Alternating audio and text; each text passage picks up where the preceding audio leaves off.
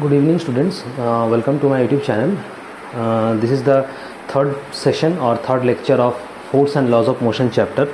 Already two lectures were posted regarding this chapter, and we have discussed thoroughly the topics that was given in your chapter, that is Newton's laws of motion. Three laws are there: Newton's laws of motion, definition of force, classification of forces, balanced force, unbalanced force, concept of inertia, concept of momentum, and two or three, I guess, numericals also that was solved, concept of impulse, everything's up to Newton's third law was solved, and only the single concept that is remaining from this chapter, that will be discussed today in this session, and followed by some questions from your NCERT textbook.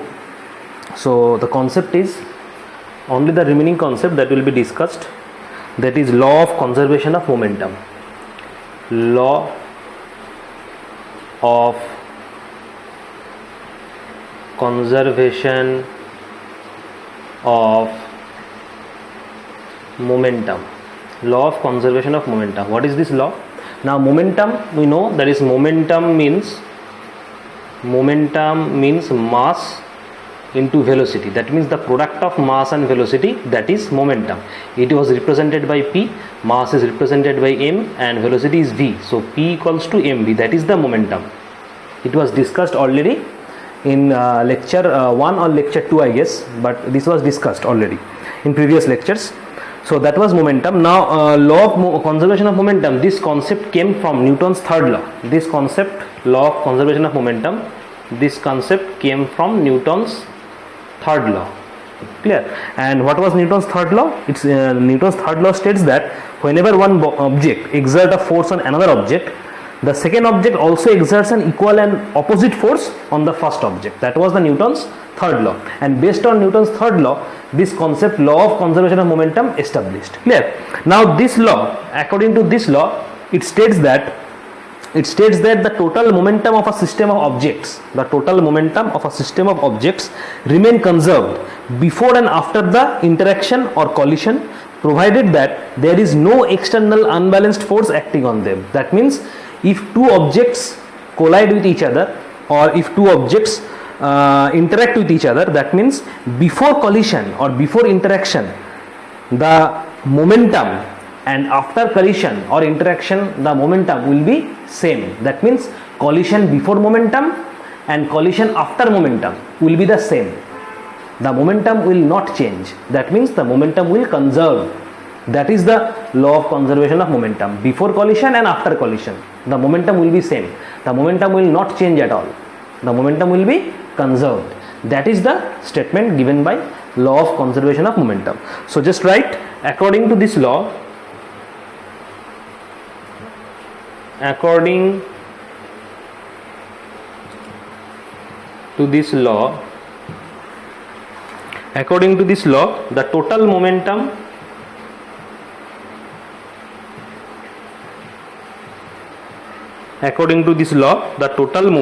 of a system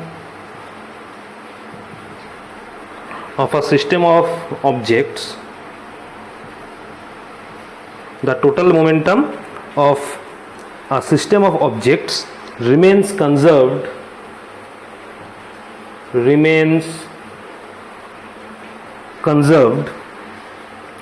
before and after their interaction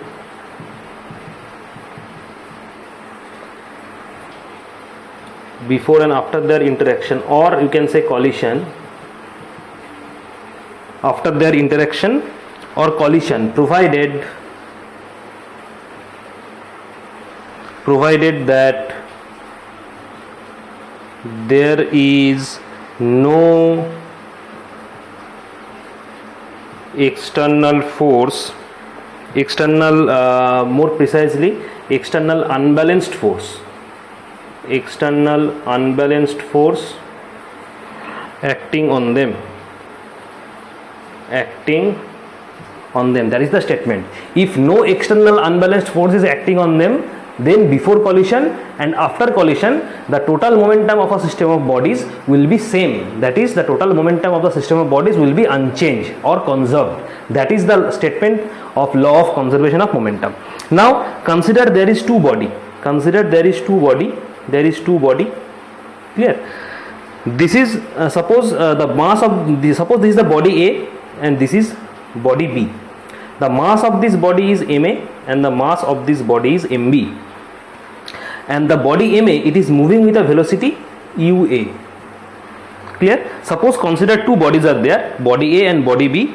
The mass of body A is ma and the mass of body B is mb, and they are moving with a velocity ua. That means this body is moving with a velocity ua and this body is moving with a velocity ub. The condition is that ua is greater than ub.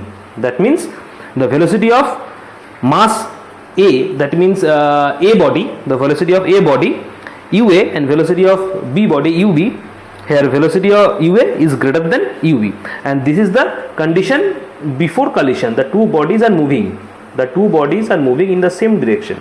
These two bodies are moving in the same direction, and this is the state before collision. And suppose collision after t time, there is a collision between these two bodies. After t time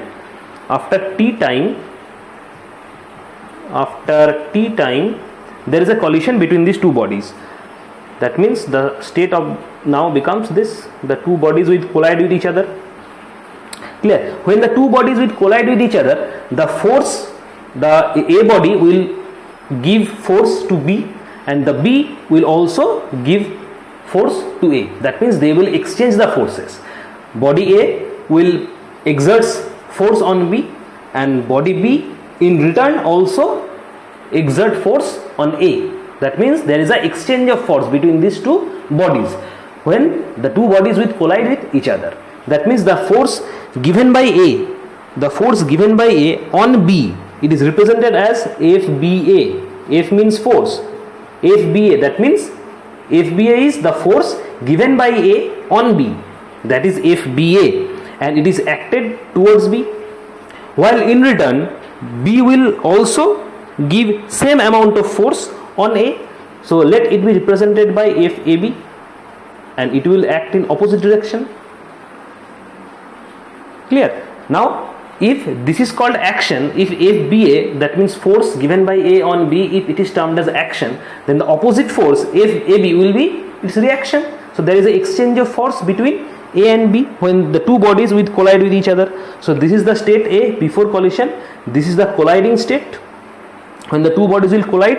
And after collision, suppose they will separate like this. After collision the two bodies will separate.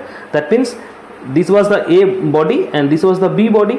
The mass of A body was ma and the mass of B body was mb, and after collision the body A will be moving with its velocity, suppose va, and after collision body B will moving with a velocity of suppose vb.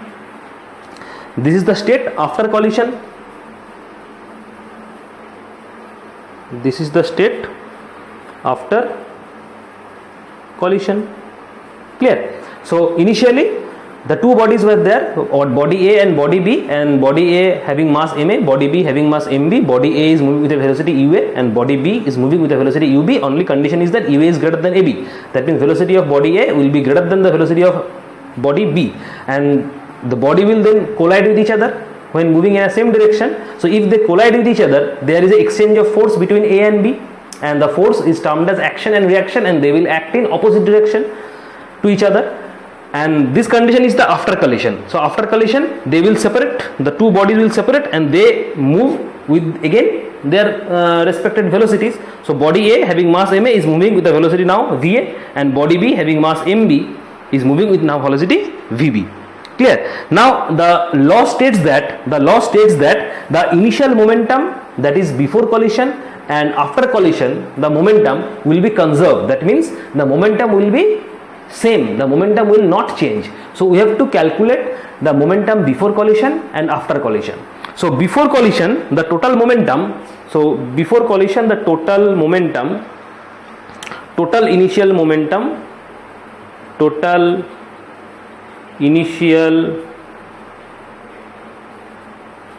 momentum. Now initial momentum, that is before collision, so momentum of body A and momentum of body B, we will add this momentum. So there is a momentum of body A, that is, and there is a momentum of body B, so we will add this momentum of these two bodies to get the total momentum. So momentum means mass into velocity. So if we want to calculate the momentum of body A, so we have to calculate its mass and its velocity. Its mass is given as ma and its velocity is given as ua. So this is the momentum of body A, and also calculate the momentum of body B. So its mass is mb and velocity is ub. That means it is ma ua plus mb ub. So it is the total initial momentum before collision and final momentum after collision. So calculate total final momentum. Initial means before collision and final momentum means after collision. Total final momentum. Also momentum of A plus momentum of B. Now momentum means mass into velocity, so mass of body A is ma and velocity is va. So it is ma into va and mass of body B mv, velocity is vv, so ma into vv. Now it is ma va plus it is mb vv. This is mb vv. So this is the initial momentum, that is momentum before collision, and this is the final momentum, that is momentum after collision. Now according to this law, that is law of conservation of momentum, that momentum before collision, that is initial momentum, and the momentum after collision, that is the final momentum, will be same if there is no external force acting on them. That means according to law of conservation of momentum, we can write that this ma ua plus mb ub will be equals to ma va plus mb vv. So according to law of conservation of momentum, we can write that ma ua plus mb ub will be equals to ma va plus mb vv. That was the mathematical expression of law of conservation of momentum. This is the initial momentum, that is before collision. This is the final momentum, that is after collision. So according to Newton's third law of motion, the concept came from law of conservation of momentum. This concept came from Newton's third law of motion, and according to this law of conservation of momentum, ma ua plus mb ub, that is the initial momentum before collision, will be equals to ma va plus mb vv, that is the final momentum or momentum after collision. Clear? That is the law of conservation of momentum. Clear? So this was the remaining topic left. So your chapter force and laws of motion is complete. With this, the chapter is complete, and now we will solve some NCERT questions, some NCERT model questions based on this chapter. So NCERT questions.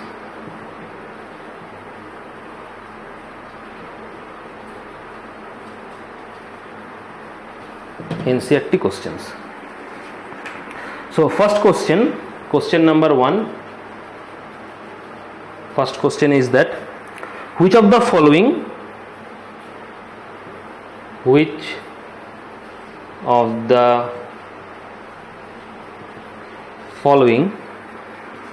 has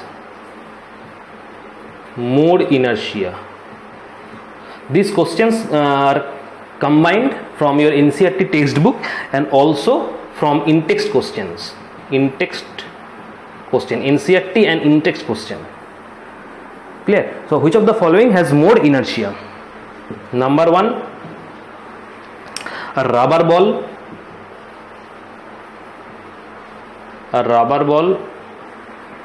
and a stone of same size. A rubber ball and a stone of same size. Number 2, a bicycle and a train. Number 3, a bicycle and a train is bi, bicycle and a train. Number 3, a 5 rupees coin and a 1 rupee coin.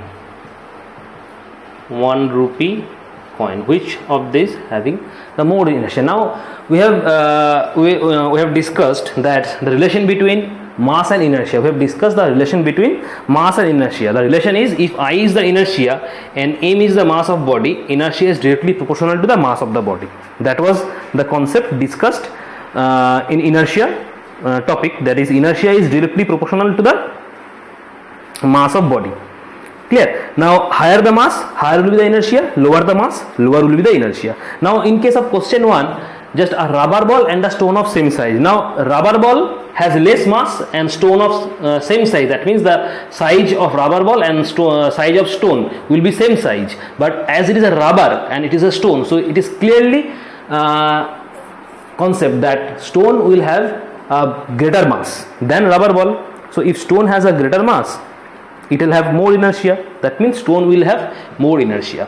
So just you will write here, just write the statement that a stone of same size. I am not writing, I am just giving lecture. Now just write while listening. So a stone of same size as that of rubber ball, just write a stone of same size as that of rubber ball will have greater mass.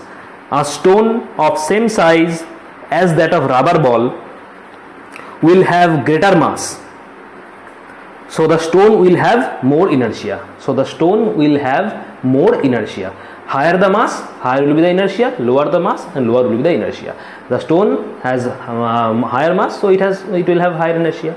Next, question 2, bicycle and the train. Obviously train is, mass of train is much greater than a bicycle, so a train will have more inertia. So it's the same concept. A train has much greater mass than that of a bicycle. A train has much greater mass than that of a bicycle, so the train will have more inertia. The next, question 3, a 5 rupees coin and a 1 rupee coin. 5 rupees coin and 1 rupee coin. So 5 rupees coin will have greater mass, because 5 rupee coin is somewhat like this. It is small but its mass is greater, and 1 rupee coin is somewhat big but it is not, its mass is not big as 5 rupee coin. This is the 5 rupee coin, and the 1 rupee coin is somewhat larger than 5 rupee coin, but 1 rupee coin is very thin and 5 rupee coin is somewhat thick than 1 rupee coin. That means 5 rupee coin is has more mass than 1 rupee coin, so 5 rupee coin will have more inertia. So just write statement, a 5 rupees coin has more mass, a 5 rupees coin has more mass than a 1 rupee coin. A 5 rupees coin has more mass than a 1 rupee coin. So 5 rupees coin will have greater inertia. So 5 rupees coin will have greater inertia. Clear? That's it. Question 1 complete. Next, question number 2. This is also a very interesting question. Question 2 is that when a carpet is beaten with a stick, when a carpet is beaten with a stick, dust comes out. Dust comes out. Explain. Question is that when a carpet is beaten with a stick, dust comes out. Explain. Now the thing is that when a carpet is beaten with a stick, when the carpet is beaten with a stick, then the fiber of the carpet, it attract the state of motion. You are beating a carpet with a stick. That means you are giving a force on carpet with a stick. So if force is given, the carpet attain the state of motion because you are giving a force with a stick on carpet. Clear? Beaten means you are beating the carpet on a stick. That means you are giving force, or you are applying force with a stick on carpet. So carpet, the fiber of the carpet will attain the state of motion with the while the dust particles remain in rest due to the inertia of rest. Because initially, if this was the carpet, suppose if this was the carpet, there is the dust molecules over the entire carpet. Now these dust molecules were fixed initially. Before beating, these dust molecules was initially at rest. That means this was due to inertia. The state is inertia of rest. Inertia of rest. These are the dust particles, and the condition is that it's the state of the dust particle is that it is an inertia of rest. Because if you are not beating it with a stick initially, if this is the carpet and this is the dust molecules, the condition of dust molecule is that it is in rest, that is due to the inertia of rest, the dust molecules will be at rest over the carpet. And now you are beating this carpet with a stick, that means you are applying a force on this carpet, and if you are applying force on this carpet, the carpet will attain the state of motion, because we are beating the carpet with a stick, the carpet will attain a state of motion. But carpet is attaining a state of motion, but the dust, that was the inertia of rest. Due to this inertia of rest, the dust particles remain fixed over the entire carpet, and whenever you are beating suddenly the carpet over a stick, it will fall down, the dust will suddenly fall down, that means it will comes out over from the carpet. Clear? So just write the answer that when a carpet is beaten with a stick, when a carpet is beaten with a stick, then the fibers of the carpet, when the carpet is beaten with a stick, then the fibers of the carpet attain the state of motion. When a carpet is beaten with a stick, then the fibers of the carpet attain the state of motion, while the dust particles remain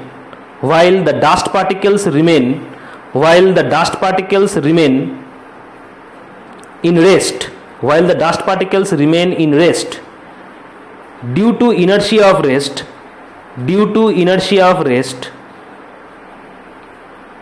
and hence dust particles get detached,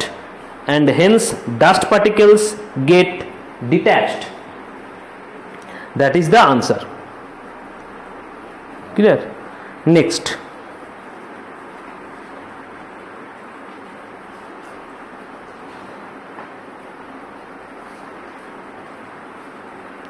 question. Next one is small numerical.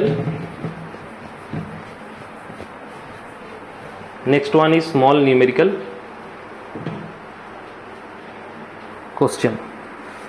Find the recoil velocity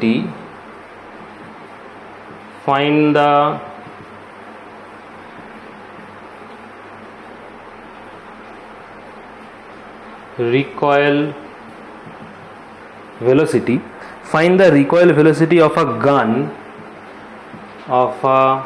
gun having mass. Find the recoil velocity of a gun having mass equal to 5 kg,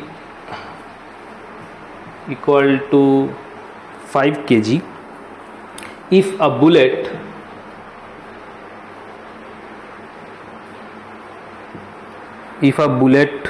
of 25 gram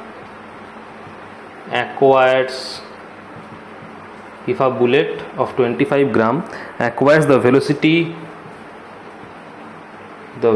of 500 meter per second after firing from the gun. So the question is, find the recoil velocity of a gun having mass equal to 5 kg if a bullet of 25 gram acquires the velocity of 500 meter per second after firing from the gun. Now this is the question based on law of conservation of momentum. So we will calculate the momentum before firing and momentum after firing. Momentum before firing and momentum after firing. That means momentum before firing means it is before collision between gun and bullet, and after firing, that means it is after collision between gun and bullet. So we have to calculate the initial momentum and final momentum, that is before firing and after firing. So momentum means we have to provide the data, that is mass and velocity. So already mass of bullet is given, mass of gun also given. So just write that given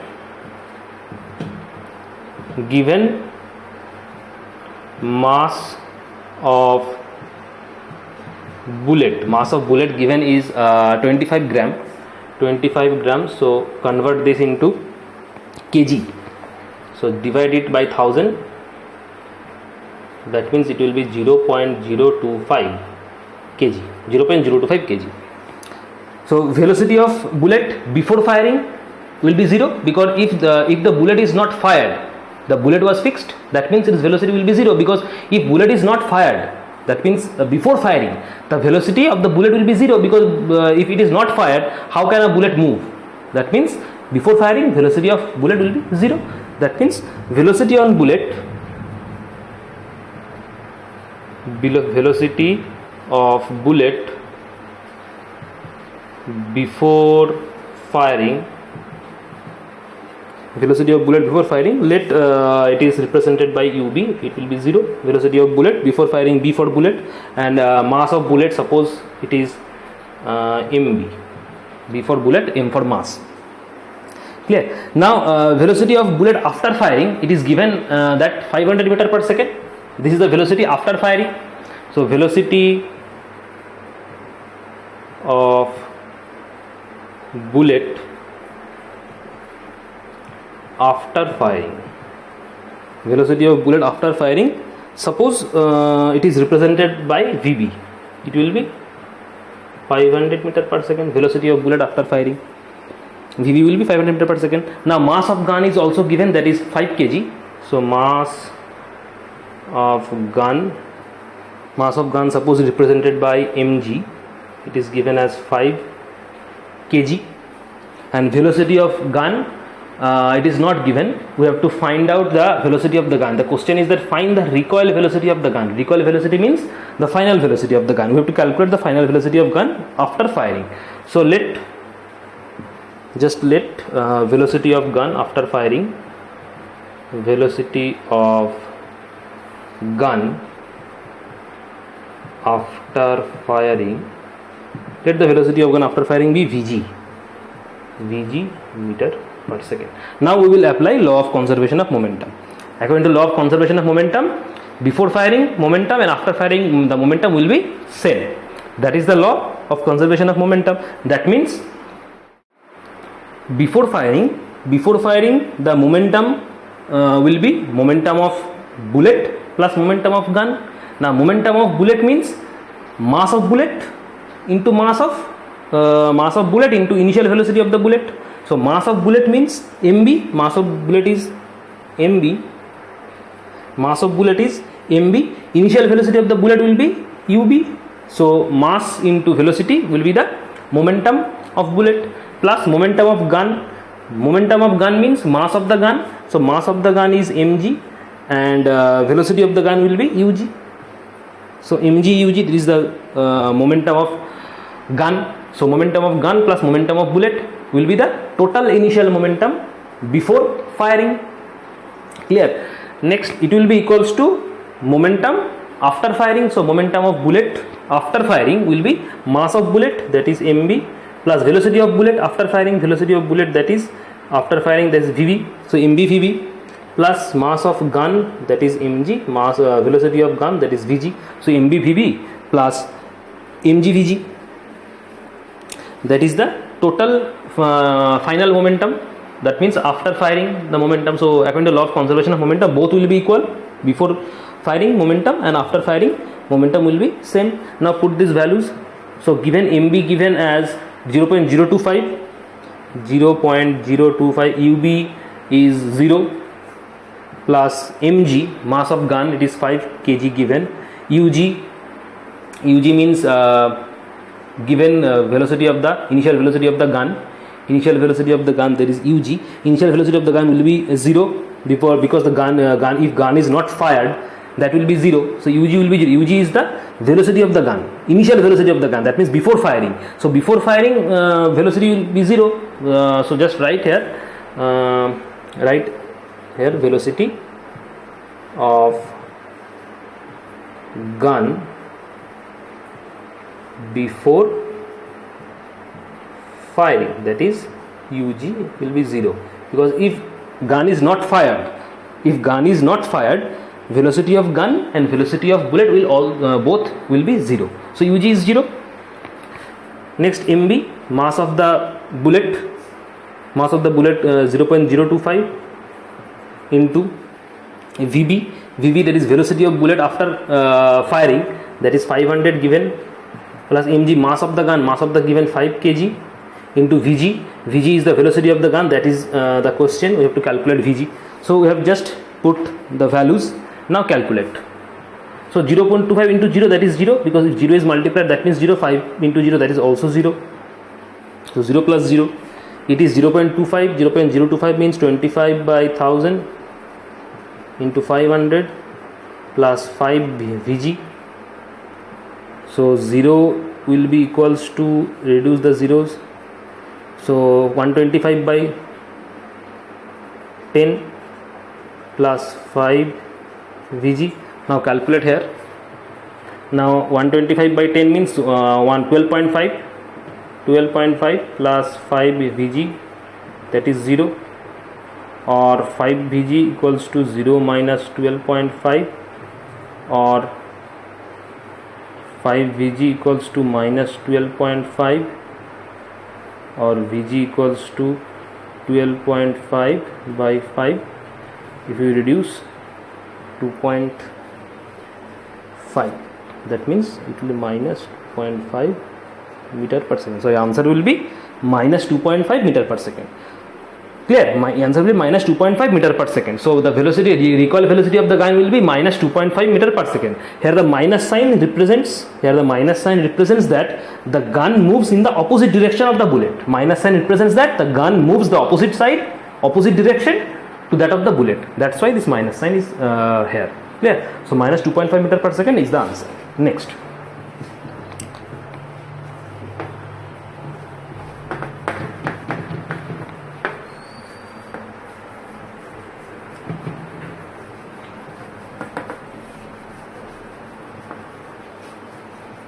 Next question.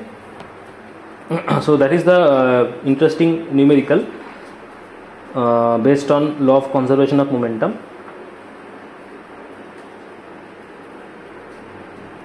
Now moving forward, we have also one interesting numerical, that is question, that is also interesting numerical. So question is, a stone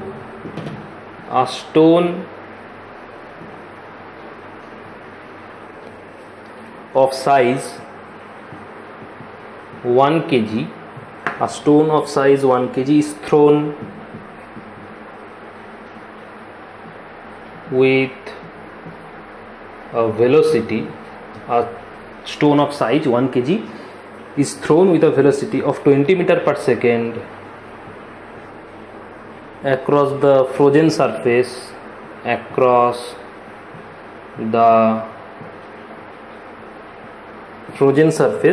of a lake, and comes to rest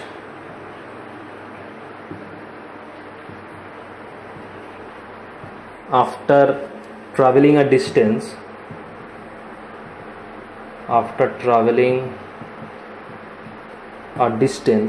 of 50 meter.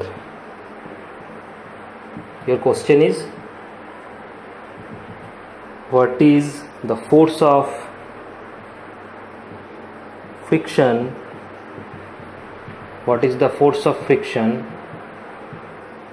between the stone and the ice? So question is, a stone of size 1 kg is thrown with a velocity of 20 meter per second across the frozen surface of a lake and comes to rest after traveling a distance of 50 meter.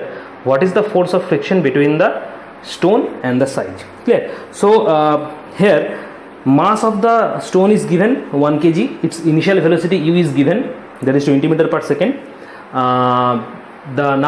If it is thrown it across a frozen surface of a lake and comes to rest, that means the stone after throwing it comes to rest, that means the final velocity of the stone will be 0, because the stone after throwing will be comes to rest, so final velocity of the stone will be 0.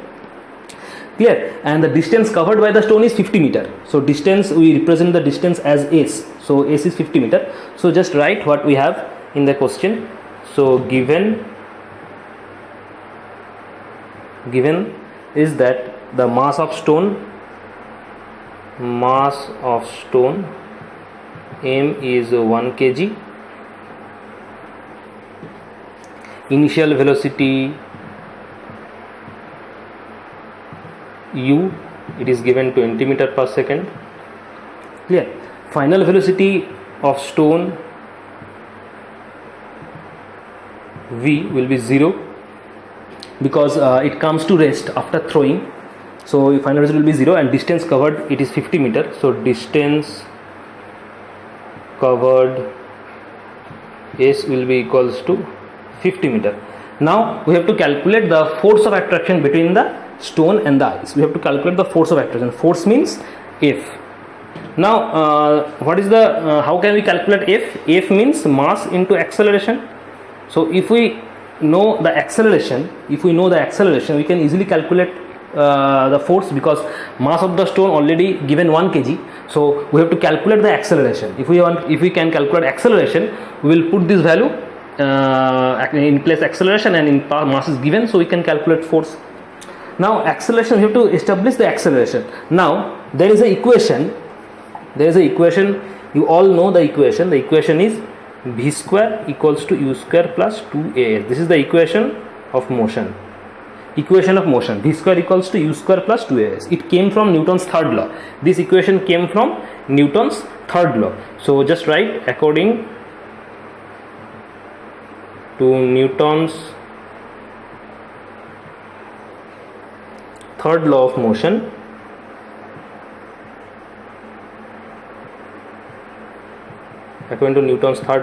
v square equal to u square plus 2as.